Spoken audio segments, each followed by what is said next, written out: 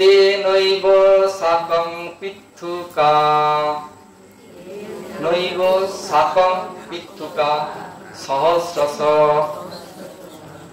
Snigdha sushi বেত্র Bishan বেনব স্নান স্নান সহস্র পরিসংখ্যায়া বিতান বৎসান পুরস্কৃতা বিনির্ষ জুমুরদা। বাংলা অনুবাদ হচ্ছে, তখন শত সহস্র গোপ বালকেরা, বলুন, তখন শত সহস্র গোপ বালকেরা তাদের শত সহস্র গোবৎসদের সামনে নিয়ে ব্রজভূমিতে তাদের গৃহ থেকে মহানন্দে বেরিয়ে এসে শ্রীকৃষ্ণের সঙ্গে যোগ দিয়েছিলেন। সেই বালকেরা ছিলেন অত্যন্ত সুন্দর এবং তারা সকলেই খাবারের ঝোলা, সিংহা, বেনু এবং গোবৎস তারণের ষষ্ঠী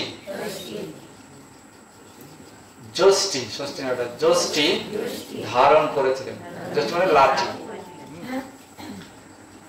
তো শ্লোকের অনুবাদ হচ্ছে, তখন শত সহস্র গোপ বালকেরা তাদের শত সহস্র গোবৎসদের সামনে নিয়ে, দেখুন গোবৎসদের কোথায় রেখেছে? সামনে রেখেছে।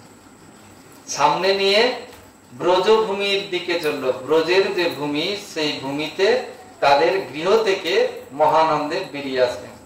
কার সঙ্গে যাবেন? না, ভগবান কৃষ্ণের সঙ্গে গোচারণ করতে যাবেন, যোগ দিয়েছিলেন। সেই বালকেরা ছিলেন অত্যন্ত সুন্দর।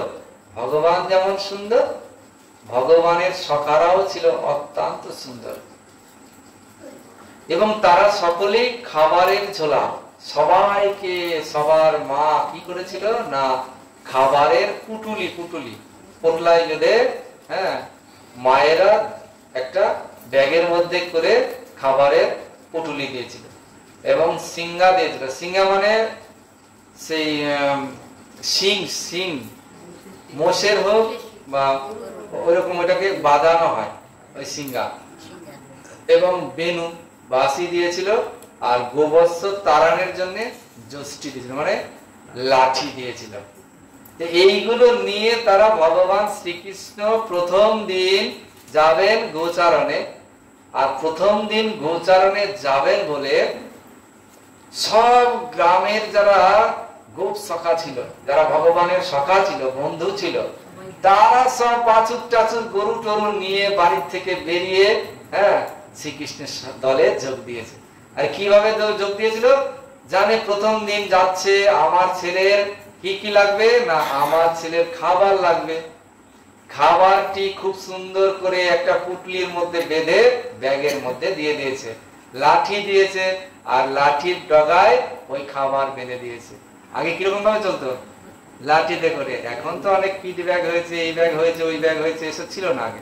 তো ওই লাঠির পুটলিটা লাঠির মাথায় বেঁধে দিয়েছে, আর লাঠিটা নিয়ে চলছে, কৃষ্ণের বাড়িতে আসছে। সব গাভী টাভি নিয়ে, আর গাভীরাতে এত খুশি, হ্যাঁ, লেজ তুলে তারা দৌড়াতে দৌড়াতে কৃষ্ণের বাড়ির দিকে আসছে।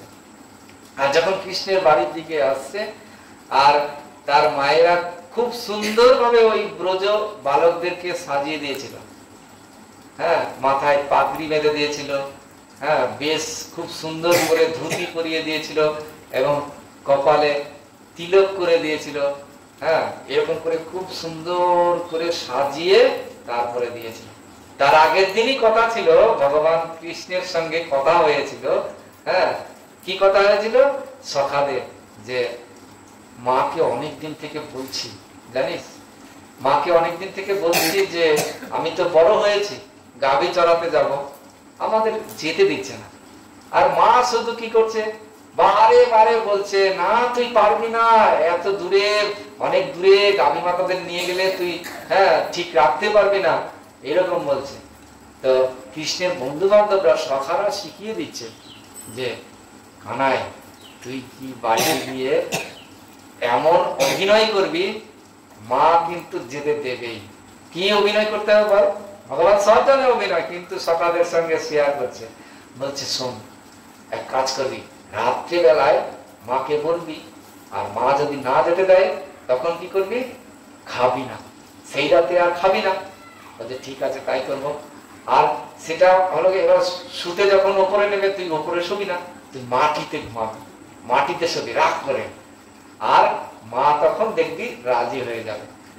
তো সেই দিন রাত্রিবেলা কানাই কি করেছে, মা যশোদাকে বলেছে, মা তুমি আমার তো বয়স হয়েছে, বাবা তো বলছে যে পৌগণ্ডতে আমি পড়ে গেছি। পৌগণ্ড মানে 6 বছর হয়ে গেছে আমার, আর 6 বছর হয়ে গেছে মানে আমি বড় হয়ে গেছি। 6 থেকে 10 হচ্ছে প্রগণ্ড বয়সটা।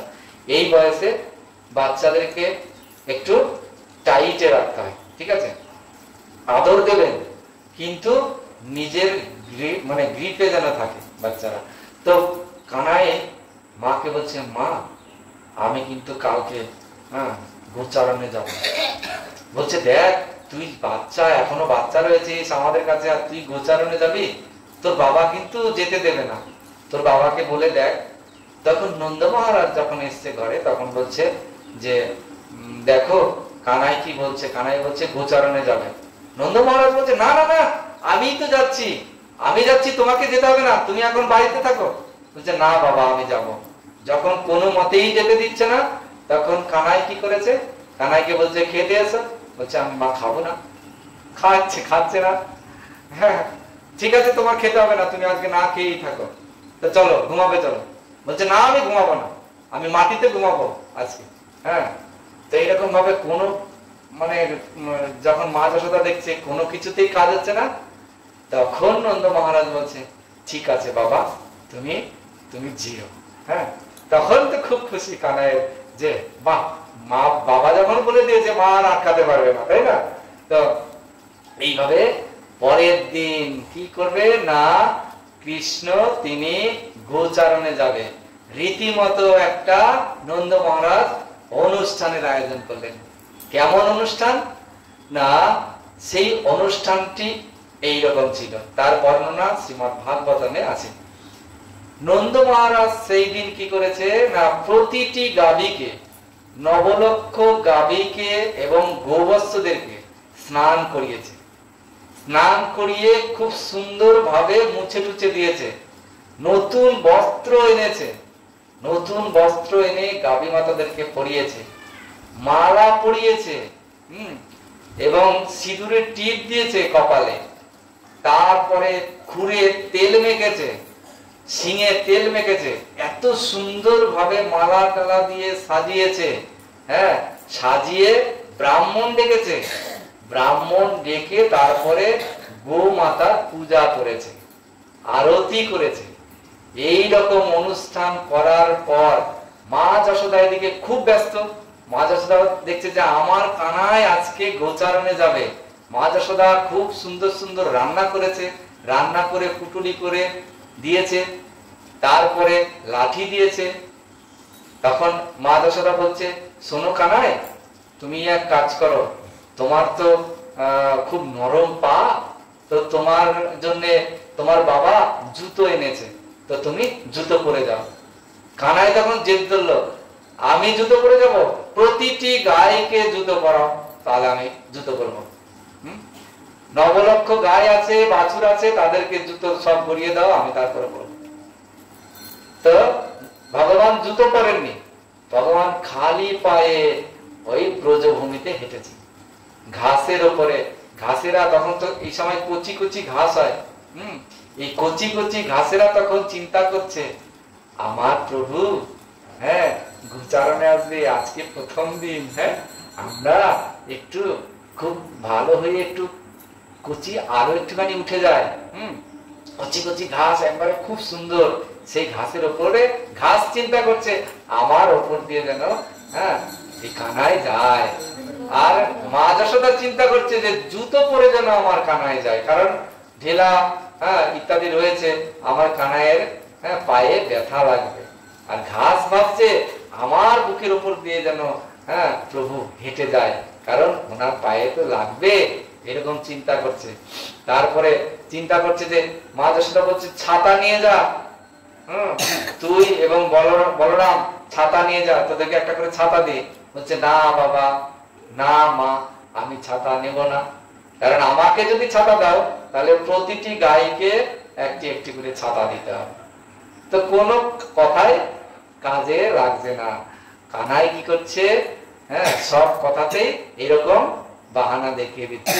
তিনি তো এইসব কিছু লাগবে না, ভগবান তিনি আনন্দ করতে যাবে। বাড়িতে ঠিকঠাক আনন্দ হচ্ছিল না। ওই বাছুরের লেজ ধরে ধরে, বাছুরদের একটুখানি লেজ ধরে ধরে ঘুরছিল, আর বাড়িতে সব বন্ধু বান্ধবরা এসে খেলাটা বেশ ভালো জমছিল। এর জন্য ভগবান কায়দা করে তিনি কি করলেন না, গোচারণ করতে যাবো। তো গোচারণ তো বাহানা একটা, তাই না? গোচারণটা হচ্ছে বাহানা, মেন তো বন্ধু বান্ধবদের সকালের সঙ্গে খেলাই হচ্ছে মূল। তো বাড়ির বাইরে থাকলে যা খেলা খেলবে সেটার জন্য মা বাবা ডাকবে না, এ আয় রে এখন খেতে আয়, এখন এই কাজটা কর, এখানে বস, এইরকম মা ডাকবে না, বাবা ডাকবে না। কারণ দূরে যদি যাই আমাদের ইচ্ছে মতো খুশি মতো আমরা খেলাধুলা করতে পারবো, তাই না? তো কানাই এর জন্য সব বলছে আমার কিচ্ছু লাগবে না।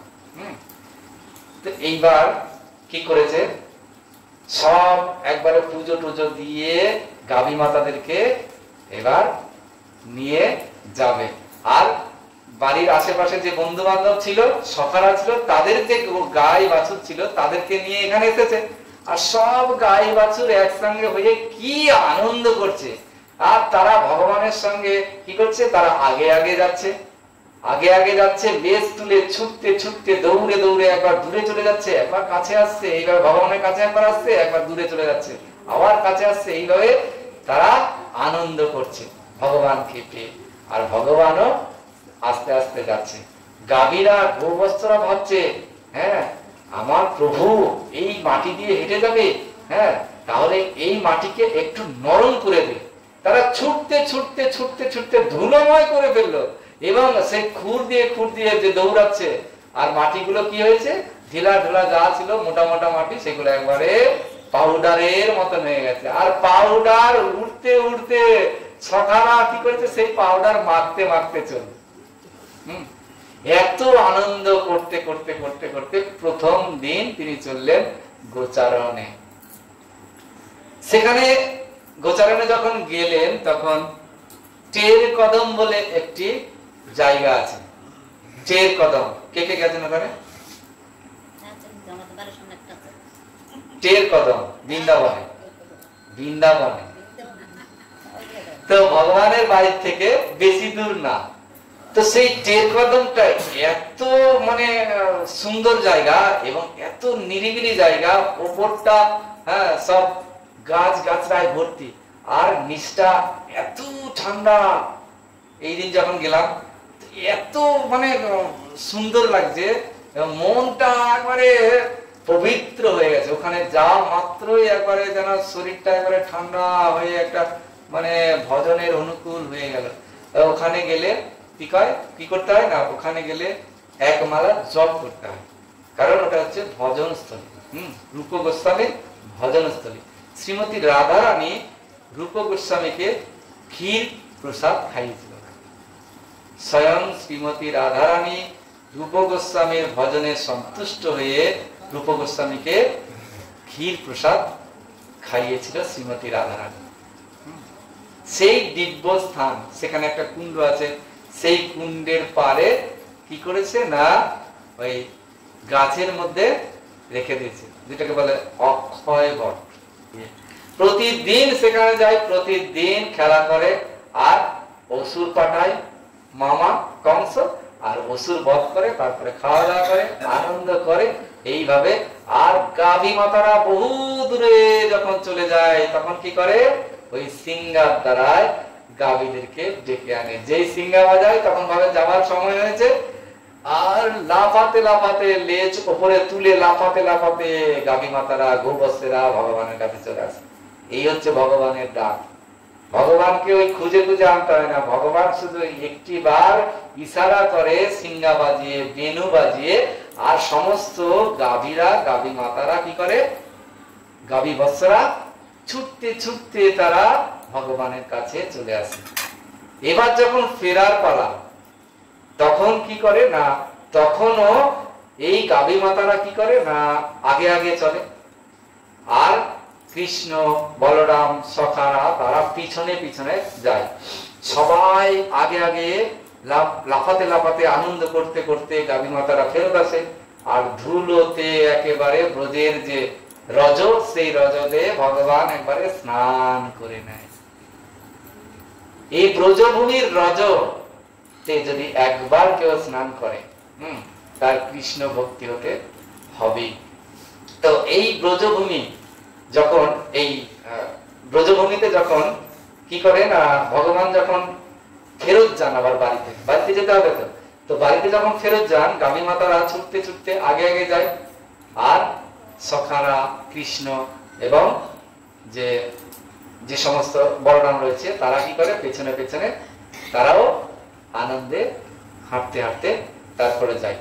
এইভাবে যতক্ষণ পর্যন্ত নন্দ মহারাজের বাড়ি না আসে, ততক্ষণ পর্যন্ত গাছ গাছরা পশু পাখি, যারা বনের পাখি, তারা পর্যন্ত ভগবানের সঙ্গে সঙ্গে উঠতে উঠতে উঠতে উঠতে ভগবানের সঙ্গে একবারে যখন ঘরে ঢুকে যায় ভগবান, ততক্ষণ পর্যন্ত ওই পাখিরাও কিন্তু তাকিয়ে থাকে, ভগবানকে দর্শন করে।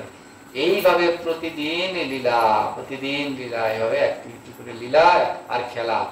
এইভাবে ভগবান প্রথম দিন গাভী মাতাদের নিয়ে চড়াতে গেছিল, সেইটি হচ্ছে আগামী বুধবার। এই যে আগামী বুধবার, কালকে সোম মঙ্গল বুধ, বুধবারে অষ্টমী তিথি, সেই তিথিতে ভগবান গাভী চারণ বা গোচারণে গেছিলেন, প্রথম অধিকার পেয়েছিলেন গোচারণ করার। তো এই হচ্ছে গোচারণ লীলা।